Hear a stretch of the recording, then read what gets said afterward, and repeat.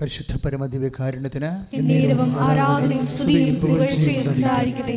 പരിശുദ്ധ പരമദിവ്യകാരുണ്യത്തിന് ആരാധനയും സ്തുതിയും പുകഴ്ചയും ഉണ്ടായിരിക്കട്ടെ. പരിശുദ്ധ പരമദിവ്യകാരുണ്യത്തിന് ആരാധനയും സ്തുതിയും പുകഴ്ചയും ഉണ്ടായിരിക്കട്ടെ. എൻ്റെ പ്രിയപ്പെട്ടവരെ, ഉടമ്പടി ധ്യാനമാണ് നമ്മളെ കർത്താവിൽ നിലനിർത്തിക്കൊണ്ടിരിക്കുന്നത്. പണ്ട് നേരത്തെ ഉടമ്പടി ചെയ്തവരെയും ഇപ്പോഴും ഈ സീസണിലെ ഉടമ്പടി ചെയ്തവരെയും ഒക്കെ നിലനിർത്തുന്നത് ഉടമ്പടി ധ്യാനമാണ്. കാര്യം ഉടമ്പടി വർക്കൗട്ട് ചെയ്യുന്ന പ്രിൻസിപ്പിൾസ് ഓഫ് കവനൻറ്റ് എല്ലാം കിട്ടുന്നത് തിയറി, സിദ്ധാന്ത തലങ്ങൾ. നമുക്ക് പ്രയോഗത്തിൽ ഇൻവെസ്റ്റ് ചെയ്യണമെന്നുണ്ടെങ്കിൽ അതിൻ്റെ തിയറി നമുക്ക് കിട്ടണ്ടേ, സൈദ്ധാന്തികമായ ഒരു വശം കിട്ടണമല്ലോ. അപ്പോഴാണല്ലോ അതിൻ്റെ പ്രായോഗിക നില കിട്ടണത്.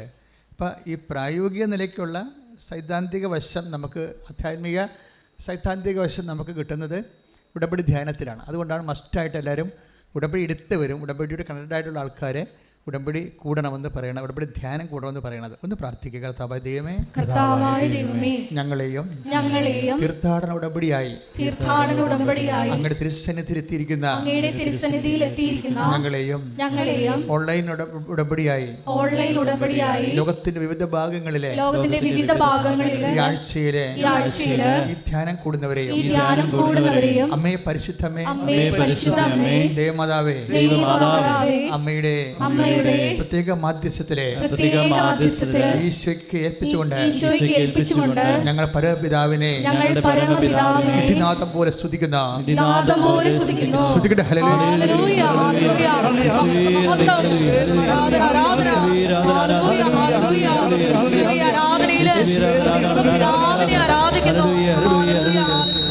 ഹല്ലേലൂയ.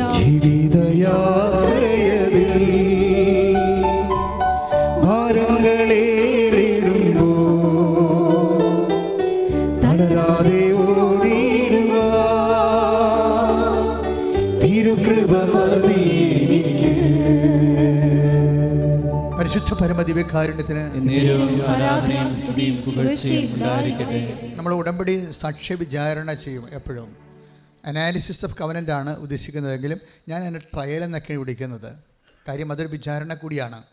അപ്പോൾ ഈ ഒരാഴ്ചയിൽ സ്വാഭാവികമായിട്ടും 20x7 140 സാക്ഷ്യങ്ങൾ, എ ക്ലാസ് സാക്ഷ്യങ്ങൾ പറയും.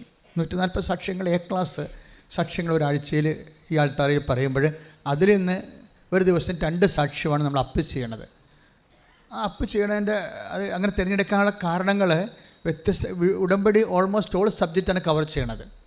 പണ്ടത്തെ ആധ്യാത്മിക ഇതുപോലെയുള്ള ധ്യാന രംഗങ്ങളിലുള്ള കള്ളുകൂടി മാറുക, അല്ലെങ്കിൽ രോഗം സുഖപ്പെടുക, ഉടമ്പടി വരുമ്പോൾ, ഉടമ്പടിയിലേക്ക് സഭ വരുമ്പോൾ ആ ഒരു കാലഘട്ടം കഴിഞ്ഞതിന് ശേഷം സങ്കീർണമായ മനുഷ്യൻ്റെ ആധുനികമായ എല്ലാ പ്രശ്നങ്ങൾക്കും ഉടമ്പടിയിൽ ദൈവം സമാധാനം കൊടുക്കുന്ന കാരണം നമ്മളത് എല്ലാം തരംതിരിച്ച് സെക്ഷൻ ബൈ സെക്ഷനായിട്ടാണ് അപ്പ് ചെയ്യണത്. ഇപ്പോൾ കഴിഞ്ഞ ദിവസം അപ്പ് ചെയ്തത് ഗാട്ടാ ഗുസ്തിക്കാരത്തിയാണ്. ഗാട്ടാ ഗുസ്തിക്കാരത്തിയുടെ സാക്ഷ്യമാണ് അപ്പ് ചെയ്തിരിക്കുന്നത്. അപ്പോൾ അത് എന്താ കാര്യം? ആ മേഖലയിൽ, സ്പോർട്സിൻ്റെ മേഖല നമുക്കറിയാമല്ലോ. ദൈവത്തിന് ഇന്ന മേഖലയെന്നില്ല. ദൈവത്തിന് എല്ലാ മേഖലയും ദൈവത്തിൻ്റെ മേഖലയാണ്. എല്ലാ മേഖലയും ദൈവത്തിന് പ്രത്യേകം കൽപ്പന തന്നിട്ട് ഇന്നത് ചെയ്യരുതെന്ന് പറഞ്ഞിരിക്കുന്ന വിഷയം ഒഴിച്ച് ബാക്കി എല്ലാ മേഖലയും ദൈവത്തിൻ്റെ മേഖലയാണ്. അപ്പോൾ എല്ലാ മേഖലയും ദൈവത്തിൻ്റെ മേഖലയാണ്. അതിനകത്ത് തിന്മ ചെയ്യാനുള്ള പ്രവണത മനുഷ്യനുള്ളത് കാരണമാണ് തിന്മയുടെ ചില ചാപ്റ്റർ തന്നിട്ട് അതൊഴിച്ച് എന്ന് പറയണത്. ഇപ്പോൾ വ്യഭിചാരം എല്ലാ മേഖലയും ദൈവത്തിൻ്റെ മേഖലയാണെന്ന് പറയുമ്പോൾ നിങ്ങൾ പറയും വ്യഭിചാരം ചെയ്യാവില്ല, പറ്റത്തില്ല, കക്കാവ പറ്റത്തില്ല. അതിൻ്റെ കാരണം വെച്ച് കഴിഞ്ഞാൽ അതെല്ലാം വിശുദ്ധിയുടെ വിഷയമാണ്. എന്താ പ്രോബ്ലം വെച്ച് കഴിഞ്ഞാൽ എന്തുകൊണ്ട് ചെയ്യാൻ പാടില്ല എന്ന് വെച്ച് കഴിഞ്ഞാൽ, എന്തുകൊണ്ടാണ് ഇതൊക്കെ പാപമാകുന്നത് എന്ന് വെച്ചാൽ അത് കർത്താവിൻ്റെ വചനത്തിന് വിരുദ്ധമാണ്. കർത്താവിൻ്റെ വചനം എന്താണെന്ന് ചോദിച്ചു കഴിഞ്ഞാൽ നമുക്ക് എപ്പോഴും മനസ്സിലാകുന്ന വചനം. ഇപ്പോൾ നമ്മൾ 10 കൽപ്പനകൾ, ഇപ്പോൾ കഴിഞ്ഞ ഇത് രാവിലെ ഒരു പ്രശ്നം ഉണ്ടായി. രാവിലെ ബഹുമാനയുടെ അച്ഛൻ കുർബാന അർപ്പിച്ചുകൊണ്ടിരിക്കുകയായിരുന്നു, പ്രഭു അച്ഛൻ. അപ്പോൾ പ്രഭു അച്ഛൻ കുർബാന അർപ്പിച്ച് കൊണ്ടിരിക്കുന്ന സമയത്ത് ഞാൻ കുർബാന സ്വീകരിച്ചു. ഞാനവിടെ മുട്ട നിന്നപ്പോൾ ഈശോ ഒരു ഡെന്തൽ കളറിലുള്ള ഒറ്റ ഉടുപ്പ് ഇട്ടിരിക്കുന്ന ഒരു കോർഡ് ഈ ചരട് കൊണ്ട് കെട്ടിയിട്ടുണ്ട് അരക്ക്. പക്ഷേ ഈശോ നമ്മൾ ചുവപ്പ് മേലങ്കിക്ക് പകരം ഈശോ ഇട്ടിരിക്കുന്നത് വയലറ്റ് മേലങ്കിയാണ്. അപ്പം വയലറ്റ് മേലങ്കി ഇട്ട് ഇങ്ങനെ ഈ ഒരു ദർശനമാണത്. കുർബാന സ്വീകരിച്ചപ്പോൾ കിട്ടിയ ദർശനമാണ്. വയലറ്റ് മേലങ്കി ഇട്ടിട്ട് നല്ല രസമാണ് ആ വയലറ്റ് മേലങ്കി കിടക്കണത് കാണാൻ. പക്ഷേ ഈശോ അത്ര മുഖം അത്ര രസമല്ല. എൻ്റെ മുഖത്ത് നോക്കി ഇങ്ങനെ രൂക്ഷമായി എന്തോ സംസാരിക്കുന്ന പോലെ എനിക്ക് തോന്നി. അപ്പോൾ ശബ്ദമൊന്നും കേൾക്കാമെന്ന കാരണം ഞാൻ പെട്ടെന്ന് ജോമൻ അടുത്തിരിപ്പുണ്ടായിരുന്നു. പെട്ടെന്ന് വിശ്വപ്രമാണത്തിൽ ബൈബിളിൽ ഈശോ എന്താ സംസാരിച്ചെന്ന് അറിയണ്ടേ, നമുക്ക് ശബ്ദം കേട്ടില്ലല്ലോ. അപ്പോൾ ദർശനം ഓക്കെയാണെന്ന് എനിക്കറിയാമായിരുന്നു. ഞാൻ പെട്ടെന്ന് വിശ്വപ്രമാണത്തിൽ വചനം ഓപ്പൺ ചെയ്തിട്ട് ഒരു സ്ഥലത്ത് കുത്തി ജോമണിന് കൊടുത്ത് പറഞ്ഞു, എനിക്ക് കണ്ണത്തേക്ക് പ്രശ്നമില്ല, കന്നഡയില്ലായിരുന്നു. അപ്പോൾ ഞാൻ ഇതൊന്ന് വായിച്ചു കൊള്ളാൻ പറഞ്ഞു. ആ വായിച്ച ഭാഗം ആണ് ഈശോ ഇന്ന് സംസാരിച്ചത്. ആ വായിച്ച ഭാഗം എടുത്തുള്ളൂ. ശ്രുതിക്കട്ടെ ഹല്ലേലൂയ.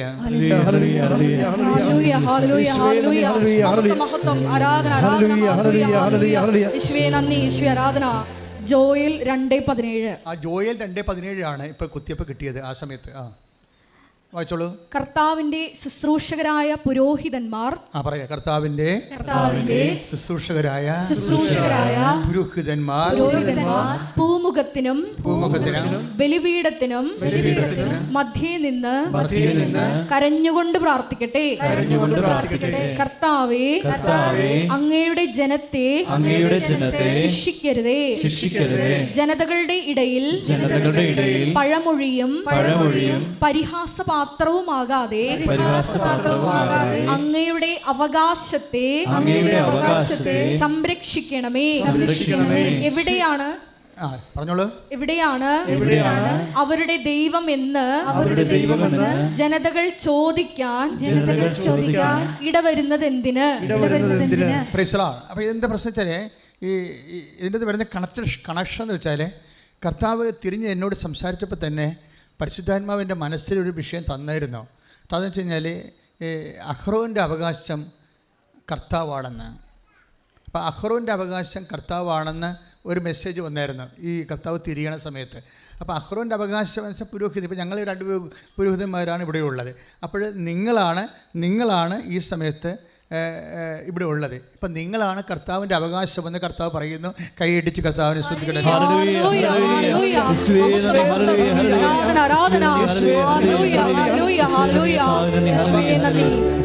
നിങ്ങളുടെ വിശുദ്ധീകരണത്തെക്കുറിച്ചാണ് പറയണത്. പുരോഹിതൻ ബലിപീഠത്തിന് ഭൂമുഖത്തിന് എതിരെ നിന്നുകൊണ്ട് ജനങ്ങളുടെ വിശുദ്ധീകരണത്തിന് വേണ്ടി കരഞ്ഞ് ദൈവത്തോട് പ്രാർത്ഥിക്കട്ടെ എന്നാണ് പറയണത്. അത് ഞാൻ പിന്നീട് എപ്പോഴെങ്കിലും ഈ ധ്യാനത്തിൽ പറയാം എന്ന് വിചാരിച്ച് ഇരിക്കുകയായിരുന്നു. പക്ഷേ ധ്യാനത്തിൻ്റെ ആദ്യത്തിൽ തന്നെ പരിശുദ്ധാത്മാവ് ഡൈവേർട്ട് ചെയ്യണം. കണ്ടില്ലേ എന്താ ഡൈവേർട്ട് ചെയ്യണത്? അതായത് എല്ലാ മേഖലകളും ദൈവത്തിൻ്റെതാണ്. എല്ലാ മേഖലകളും കൽപ്പനകൾ ഇല്ലാത്ത സ്ഥലങ്ങളാണ് ദൈവത്തിൻ്റെതാണ്. കൽപ്പനകളുള്ള സ്ഥലങ്ങൾ ദൈവത്തിൻ്റെതല്ല. എന്ന് വെച്ച് കഴിഞ്ഞാൽ എന്താണ്, അവിടെ തിന്മയുണ്ടെങ്കിൽ തിന്മകളെ ഒഴിവാക്കിയാൽ മാത്രമേ ഉടമ്പടി വർക്കൗട്ട് ആകത്തുള്ളൂ.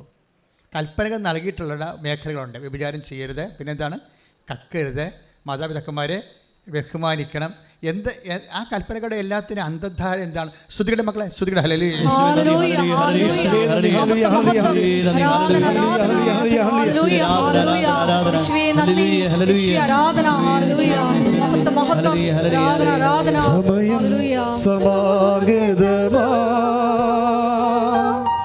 സകലരും അനുദപിക്കാം,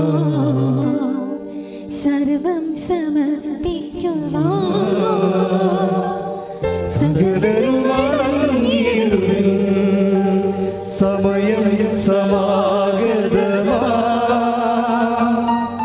സകലരും അനുദപിക്കാം, സർവം സമർപ്പിക്കുവാൻ സകലരും അടങ്ങിയിടുവിൻ. കൽപ്പനകളുടെ അടിസ്ഥാനം എന്താണെന്ന് അറിയണം.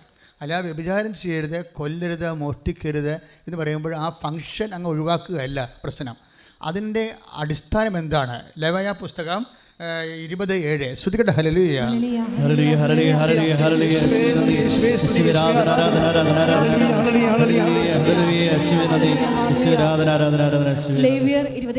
ലേവ്യർ 20:7.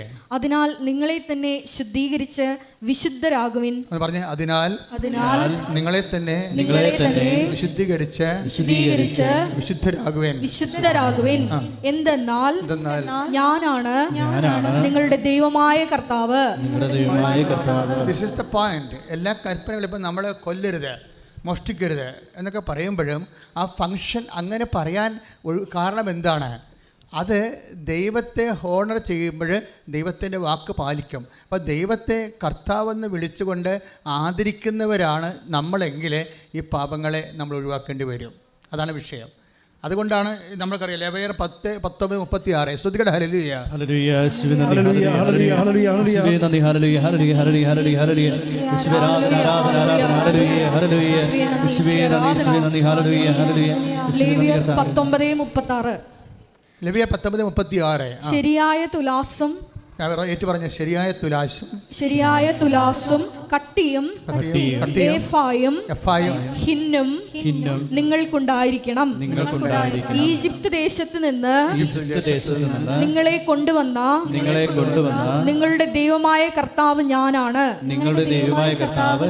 അപ്പോൾ ബിസിനസ്സുകാരെ കുറിച്ച് പറയുന്നതാണ്. എന്തൊക്കെയാണ് ഉണ്ടാകേണ്ടത്? ശരിയായ കട്ടി ഉണ്ടാകണം. എന്താ കാര്യം? ശരിയായ കട്ടിയപ്പോൾ നമുക്ക് 1 കിലോത്തിൻ്റെ കട്ടിയാണെന്ന് വിചാരിച്ചോ, അല്ലെങ്കിൽ പൊന്ന് തൂക്കണ ഇതാകും. ഇപ്പോൾ പൊന്ന് തൂക്കണ സ്ഥലത്തൊക്കെ മിനിമം നിയമം എന്താണ്? ക്ലീൻ ആയിരിക്കണം എന്നല്ലേ. അതെന്താ പ്രശ്നം വെച്ച് കഴിഞ്ഞാൽ ഈ നമുക്ക് സ്വർണ്ണം തൂക്കി തരുന്ന സ്ഥലത്ത് ആ തട്ടത്തിൽ പൊടി ഉണ്ടെന്നുണ്ടെങ്കിൽ തീർച്ചയായിട്ടും ഒരു 3 പണയുടെ പൊടിയെങ്കിലും ഉണ്ടാകും. അങ്ങനെയാണെങ്കിൽ ഒരു 2000 രൂപ ഞങ്ങൾക്ക് പോകും. അതാണ് പ്രശ്നം. പൊടി മതി. അതാണ് ശരിയായ കട്ടി എന്ന് പറയുന്നതിൻ്റെ കാര്യം. കട്ടി എന്ന് പറഞ്ഞാൽ ശരിയായ, ഇപ്പോൾ നീ ഉടമ്പടി എടുത്തു, പക്ഷേ കച്ചവടത്തിൽ നീ കള്ളത്തരമാണ് കാണിക്കണമെന്നുണ്ടെങ്കിൽ ഉടമ്പടി വർക്കൗട്ട് ചെയ്യത്തില്ല. അത് മനസ്സിലാക്കാൻ ക്ലിയർ അല്ലേ? അത് എഫ് എന്ന് പറയുന്നത് എന്താണ്? അളവാണ്. എഫ് എന്ന് പറയുന്നത് പഴയ നിയമത്തിലെ അളവാണ്. അളവിൽ കുറവ് കാണിച്ചു കഴിഞ്ഞാൽ സ്വാഭാവികമായിട്ടും അപ്പോഴേ ഇത് ഉടമ്പടി എടുക്കുന്നതിന് കുഴപ്പമില്ല. പക്ഷേ ഒരു കാര്യമുണ്ട്, അത് ബേസ് ചെയ്തിരിക്കുന്നത് എന്താണ്? ഞാനാണ് നിൻ്റെ കർത്താവ്, സത്യവും നീതിയും വിശുദ്ധിയുമുള്ള ദൈവം. ആ ദൈവത്തെ ഉദ്ഘോഷിക്കുന്നതിൻ്റെ ഭാഗമായിട്ടാണ് തിന്മകളെ ഉപേക്ഷിക്കണം. കൈയിടിച്ച് കർത്താവിനെ ഞങ്ങളുടെ പ്രവർത്തികളിൽ സത്യം സംരക്ഷിക്കുവാൻ ഞങ്ങളെ അഭിഷേകം ചെയ്യണമേ.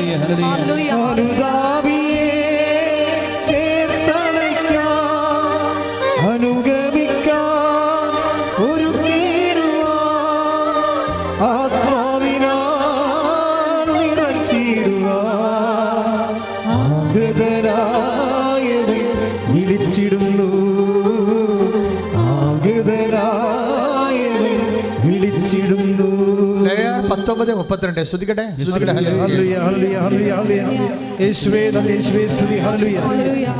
ലേവ്യർ 19:32 ശ്രുതികട്ടെ. ഹല്ലേലൂയ. ലേവ്യർ 19:32. പ്രായം ചെന്ന് നരച്ചവരുടെ മുൻപിൽ ആദരപൂർവം എഴുന്നേൽക്കുകയും പ്രായം ചെന്ന നരച്ചവരുടെ മുമ്പിൽ ആദരവോടെ എഴുന്നേൽക്കുകയും അവരെ ബഹുമാനിക്കുകയും വേണം. നിന്റെ ദൈവത്തെ ഭയപ്പെടുക. ഞാനാണ് കർത്താവ്. എല്ലായിടത്തും പറയുന്നുണ്ട് ഞാനാണ് കർത്താവെന്ന്. അപ്പോൾ ഈ കൽപ്പനയിൽ നിൽക്കണ അടിസ്ഥാനം എന്താണ്? ഞാനാണ് കർത്താവ്. നീ സത്യദൈവത്തെ ആരാധിക്കുന്നതിൻ്റെ ഭാഗമായിട്ടാണ് ഇതുപോലെയുള്ള മാതാപിതാക്കന്മാരെ ബഹുമാനിക്കുന്ന 4ാമത്തെ കൽപ്പനയില്ലേ. അപ്പോൾ മാതാപിതാക്കന്മാരെ ബഹുമാനിക്കുന്ന ഫംഗ്ഷൻ അല്ല പ്രശ്നം, മറിച്ച് എന്തുകൊണ്ട് നീ ബഹുമാനിക്കണം? കാര്യം എന്താണ്? ഞാനാണ് കർത്താവ്. അതാണ് വിഷയം. അതായത് ഇന്ന് രാവിലെ അച്ഛൻ സംസാരിച്ച എബ്രഹാമിൻ്റെ വിഷയമില്ലേ, എബ്രാഹത്തിനെ ദൈവം വിളിച്ചുകൊണ്ട് പോകുന്നതിൻ്റെ അതിൻ്റെ ഭാഗമായിട്ടാണ് കർത്താവ് എനിക്ക് വെളിപാട് നൽകിയത്. അതിൻ്റെ എബ്രാഹത്തിനെ ദൈവം വിളിച്ചുകൊണ്ട് പോകുന്നു. അപ്പോൾ എപ്പോഴും നമ്മൾ വിചാരിക്കുമ്പോൾ ബൈബിളിലെ ദൈവത്തിനെയാണ് ബൈബിൾ വെളിപ്പെടുത്തപ്പെട്ടിരിക്കുന്ന ദൈവത്തെയാണ് ഈ ഉടമ്പടി നിങ്ങൾക്ക് വെളിപ്പെടുത്തുന്നത്. അതുകൊണ്ട് തന്നെ ജീവിതം ക്രമീകരിക്കുമ്പോൾ ആ ക്രമീകരിക്കുന്ന ലക്ഷ്യം ഉടമ്പടി അല്ല. മാതാപിതാക്കന്മാരെ ബഹുമാനിക്കുന്നതിൻ്റെ ഉദ്ദേശം നിങ്ങളുടെ മകളെ കെട്ടിക്കാനല്ല. മാതാപിതാക്കന്മാരെ ബഹുമാനിക്കേണ്ട ഉദ്ദേശം നിങ്ങളുടെ ബിസിനസ്സിനെ ലാഭം ഉണ്ടാക്കാനല്ല, മറിച്ച് ഇപ്പം നിങ്ങൾ അതാണ് ചെയ്യണത്. മനസ്സിലായില്ലേ? നിങ്ങളിപ്പോൾ ഈ പാകിസ്ഥാൻ ഇന്ത്യയും പോലെ യുദ്ധം വെടിനിർത്തൽ പ്രഖ്യാപിച്ചു എന്ന് പറയുമെങ്കിലും അതുപോലെയുള്ളൊരു വെടിനിർത്തലാണ് പാപത്തോട് പ്രഖ്യാപിച്ചിരിക്കുന്നത്. പക്ഷേ ഉദ്ദേശം എന്താണ്? IELTS പാസ്സാകുക. അതാണ് പ്രശ്നം. അതല്ല ഉദ്ദേശം. നിങ്ങളൊരു തിന്മ ഉപേക്ഷിക്കുമ്പോൾ അതിൻ്റെ ഉദ്ദേശം നിങ്ങളുടെ നിയോഗങ്ങളല്ല എന്ന ഈശോ ഇപ്പോൾ പറയണത്. എന്താണ്? ഞാനാണ് കർത്താവ്. കർത്താവിൻ്റെ വചനം പാലിച്ചുകൊണ്ട് ദൈവത്തെ നിങ്ങൾ സ്വീകരിക്കുന്നതാണ് വചനം നിർവർത്തിക്കുന്നതിൻ്റെയും വിശുദ്ധി പാലിക്കുന്നതിൻ്റെയും അടിസ്ഥാന ലക്ഷ്യമെന്ന് പറയുന്നത്. കൈയിടിച്ച് കർത്താവിനെ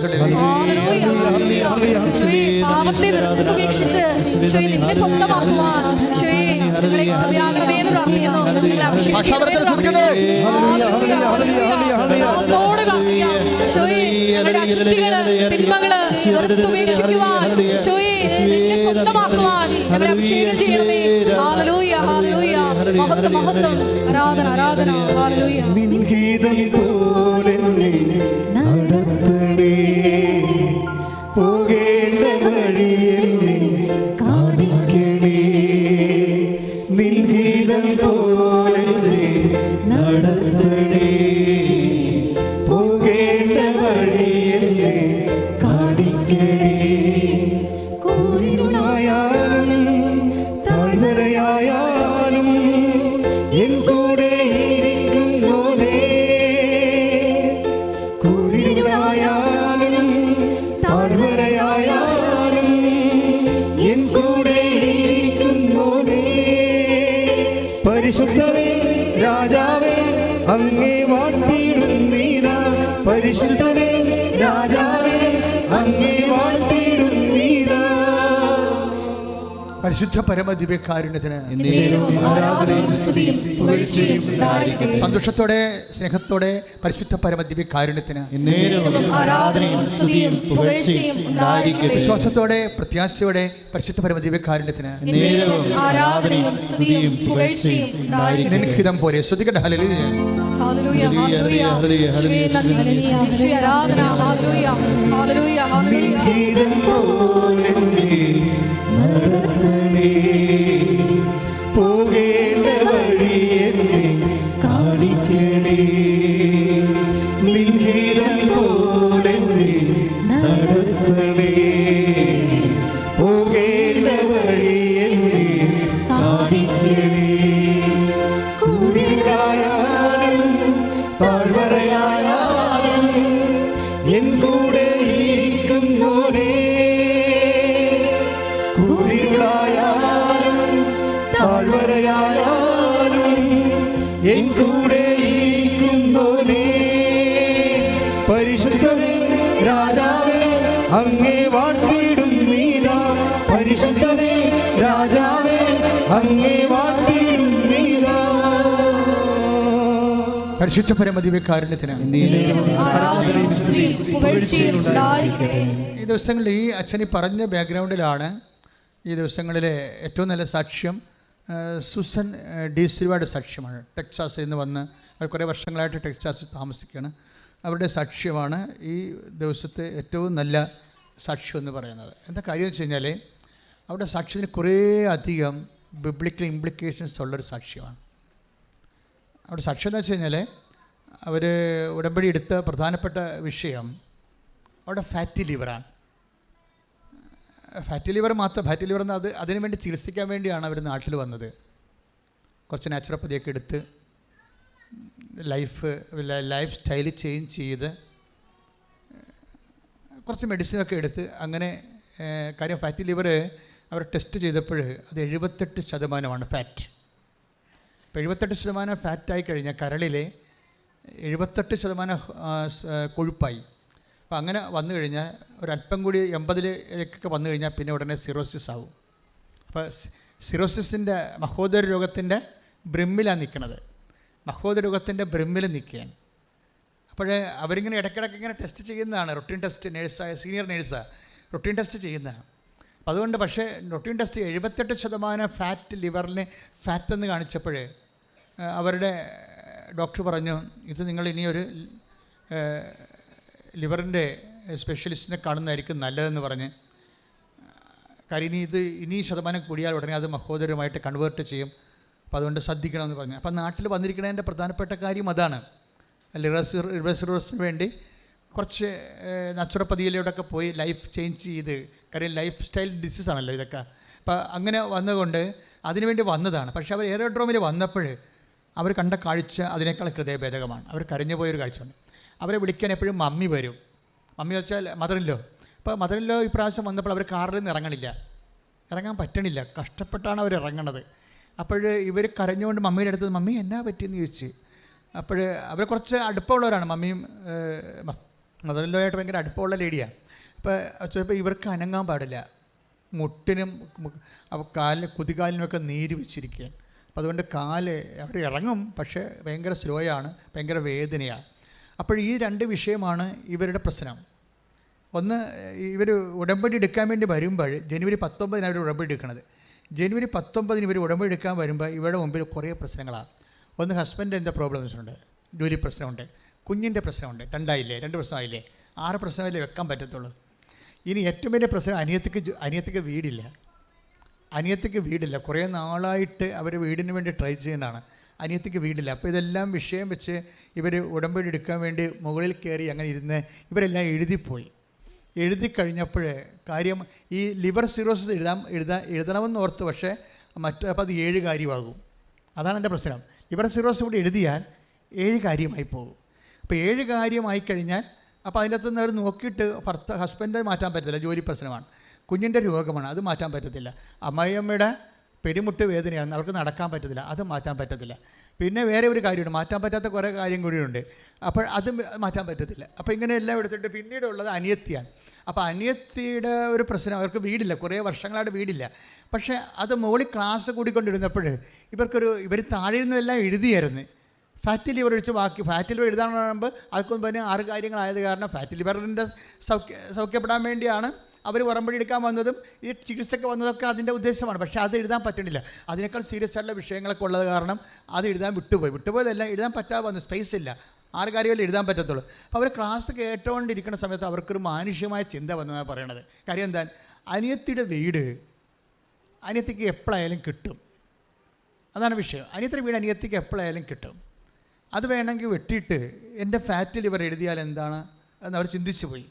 കാര്യം അവർ ഫാറ്റി ലിവർ ഇപ്പോൾ മോശമായ കണ്ടീഷനിൽ നിൽക്കണമല്ലോ. അപ്പം അനിയത്തിൻ്റെ വീട് മാറ്റിയിട്ട് ഫാറ്റി ലിവർ എഴുതാം എന്ന് പറഞ്ഞുകൊണ്ട് എങ്ങനെ എഴുതിക്കൊണ്ട് അപ്പോൾ ഉടനെ ഈശോയുടെ കൺസെൻറ്റ് ചോദിച്ചു. അപ്പോൾ അവർ എഴുതിപ്പോയതല്ലേ, ഉടമ്പടിയിൽ എഴുതിപ്പോയതാണ്, ഉടമ്പടി ചെയ്തിട്ടില്ല, എഴുതിപ്പോയതാണ്. അപ്പോൾ എഴുതിപ്പോയ കാര്യങ്ങൾ ഇനി അത് അനിയത്തിയുടെ വീടിൻ്റെ കാര്യം വെട്ടണോ എന്ന് ഇത് എടുക്കാൻ വേണ്ടി ഈശോയുടെ കൺസെൻറ്റ് ചോദിച്ചുകൊണ്ട് അവർ വിശ്വപ്രമാണം ചൊല്ലി ആ ഉടമ്പടി ക്ലാസ് നടക്കുമ്പോൾ തന്നെ ബൈബിൾ ഓപ്പൺ ചെയ്യും. അപ്പോൾ ബൈബിൾ ഓപ്പൺ ചെയ്തപ്പോൾ ഈശോ പറഞ്ഞ് എൻ്റെ കൃപ, കർത്താവിൻ്റെ കൃപ ഞാൻ എല്ലാവർക്കും ആവശ്യത്തിലേറെ നൽകുന്നുവെന്ന് പറഞ്ഞു.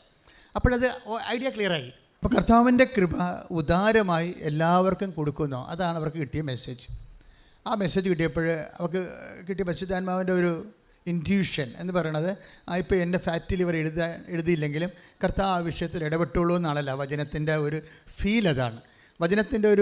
അതാണ് നീ ഫാറ്റി ലിവറെ പ്രത്യേകിച്ച് എഴുതിയില്ലെങ്കിലും എൻ്റെ കൃപ ഞാൻ എല്ലാവർക്കും സമർത്ഥമായി നൽകുന്നുവെന്നാണ്. അപ്പോൾ അത് എഴുതേണ്ട കാര്യമില്ല, അത് പ്രാർത്ഥനയിൽ നീ വെച്ചാൽ മതിയെന്ന് മാത്രമാണ്. എന്നിട്ട് അനിയത്തിൻ്റെ കാര്യം എഴുതിക്കൊള്ളാൻ പറഞ്ഞു. അപ്പോൾ തീരുമാനമായി. ഇവിടെ ഈ സൂസൻ ഡിസിൽവയുടെ ഈ ഒരു അപ്രോച്ചില്ലേ, അതൊരു പ്രധാനപ്പെട്ടതാണ്. എന്ന് വെച്ച് കഴിഞ്ഞാൽ അവർക്ക് ഓപ്ഷൻസ് ഇല്ല. 7 കാര്യങ്ങൾ വന്നുപോയി, ഒരേ പ്രാധാന്യമുള്ള 7 കാര്യങ്ങൾ വന്നു. അപ്പോൾ 7 കാര്യങ്ങളിൽ ഒന്ന് മാറ്റണമെന്നുണ്ടെങ്കിൽ ചിലരാണെങ്കിൽ ഒന്ന് വെട്ടിയിട്ട് അങ്ങനെ അപ്പം തന്നെ ഓട്ടോമാറ്റിക്കായിട്ട് ഒന്ന് വെട്ടിയിട്ട് അടുത്ത് എഴുതി വെക്കും. അവളെല്ലാം അനിയത്തിലെല്ലാം ഉടമ്പടി ചെയ്യണത്, ഞാനെല്ലാം വണ്ടിക്കാറ്റ് മുടക്കി ഇവിടെ വന്നത്, പിന്നെ എന്തിനാണ്, അപ്പോൾ ഞാനിതിന് വേണ്ടിയില്ല നാട്ടിൽ വന്നത്, ഇനി എൻ്റെ കാര്യം എഴുതാവില്ല എന്ന് പറയുമ്പോൾ അവർക്ക് പരിശുദ്ധാത്മാവ് ഉള്ളത് കാരണം ഈ സ്നേഹത്തിന് എതിരായിട്ടുള്ള കാര്യങ്ങൾ ചെയ്യിക്കത്തില്ല പരിശുദ്ധാത്മാവ്. പരിശുദ്ധാത്മാവ് പറയും നീ ഇപ്പോൾ ചേഞ്ച് ചെയ്യാൻ പോണില്ലേ, ഈശോയോട് ചോദിച്ചിട്ട് ചേഞ്ച് ചെയ്താൽ മതി എന്ന് പറഞ്ഞു. അതാണ് പ്രശ്നം.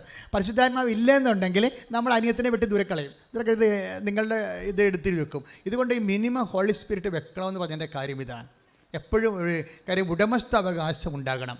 പരിശുദ്ധാത്മാവിൻ്റെ ഈ ഉടമസ്ഥാവകാശം ഇല്ലെന്നുണ്ടെങ്കിൽ, ഉടമസ്ഥാവകാശം പരിശുദ്ധാത്മാവിനെ ദൈവം നമുക്ക് നൽകണത്, ഒരു വിശ്വാസി നൽകണത് ഉടമസ്ഥാവകാശം എന്നാണ്. അതായത് ദൈവത്തിൻ്റെ ആളാണ് നീ എന്ന, ദൈവമാണ് നിൻ്റെ ഉടമസ്ഥൻ. ആ ഒരു ഉടമസ്ഥാവകാശം സൂക്ഷിക്കേണ്ടത് കടമ നമ്മുടേതാണ്. നമുക്ക് ഉടമസ്ഥാവകാശം നമ്മൾ സൂക്ഷിച്ചില്ലെങ്കിൽ അത് ബ്ലാങ്കായിട്ട് കിടക്കത്തില്ല. അതാണ് പ്രശ്നം. കാര്യം വേറെ ആൾക്കാർ കയറി അതിൻ്റെ അകത്ത് ഉടമസ്ഥാവകാശം സ്ഥാപിക്കും. അതാണ് വിഷയം. ഇപ്പം അതായത് Ephesians 4:30 ശ്രദ്ധിക്കട്ടെ. ഹല്ലേലൂയ ഹല്ലേലൂയ ഹല്ലേലൂയ യേശുവേ നന്ദി, hallelujah hallelujah hallelujah hallelujah hallelujah hallelujah. രക്ഷയുടെ ദിനത്തിനു വേണ്ടി നിങ്ങളെ മുദ്രിതരാക്കിയ ദൈവത്തിന്റെ പരിശുദ്ധാത്മാവിനെ വേദനിപ്പിക്കരുത്. രക്ഷയുടെ ദിനത്തിന് വേണ്ടി നിങ്ങളെ മുദ്രിതരാക്കിയത് മലയാളം വെർഷനാണ്. അതിൻ്റെ ഓണർഷിപ്പ് എന്നാണ് ഇംഗ്ലീഷ് വേർഷനിൽ കിടക്കുന്നത്. അത് ഞാൻ ഉടമസ്ഥത എന്ന് പറയാൻ കാര്യം. മുദ്രിതമാക്കുമ്പോൾ നമുക്കറിയാം രക്ഷയുടെ ദിനത്തിന് വേണ്ടി ഒരു മനുഷ്യനെ ദൈവം ഉടമസ്ഥതയിൽ കൊണ്ടുവരികയാണ് നമ്മുടെ. അപ്പോൾ മിനിമം ഇപ്പോൾ ഈ ഡിസ്ലിവയുടെ വിഷയമെന്ന് പറയുന്നത് അവർക്ക് പരിശുദ്ധാത്മാവിൻ്റെ ഉടമസ്ഥതയിലാണ് അവരെ.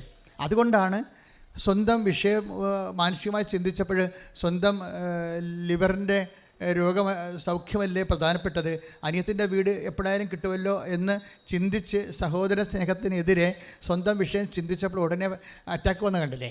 അതാണ് പരിശുദ്ധാത്മാവിൻ്റെ സാന്നിധ്യം എന്ന് പറയുന്നത്. പരിശുദ്ധാത്മാവ് നിങ്ങളുടെ ഉള്ളിലില്ലെങ്കിൽ അപ്പം തന്നെ നിങ്ങൾ അനിയത്തിനെ വെട്ടി ദൂരെ കളയും, എന്നിട്ട് നിങ്ങളുടെ കാര്യം എഴുതി വെക്കും. അതാണ് പ്രശ്നം. ആധ്യാത്മികത എന്ന് പറയുന്നത് സൂക്ഷ്മതയാണ്. ശരിക്കും പറഞ്ഞാൽ അത് എപ്പോഴും നയിക്കപ്പെടേണ്ടത് പരിശുദ്ധാത്മാവിൻ്റെ കൃപാവരങ്ങളിലാണ്. ഒന്ന് പ്രാർത്ഥിച്ച്, കർത്താവായ ദൈവമേ, പരിശുദ്ധാത്മാവിൻ്റെ ഉടമസ്ഥതയിലെ ജീവിക്കാൻ ആവശ്യമായ ജീവിത വിശുദ്ധിയിലൂടെ എന്നെ അഭിഷേകം ചെയ്യണമേ. ശ്രദ്ധിക്കട്ടെ.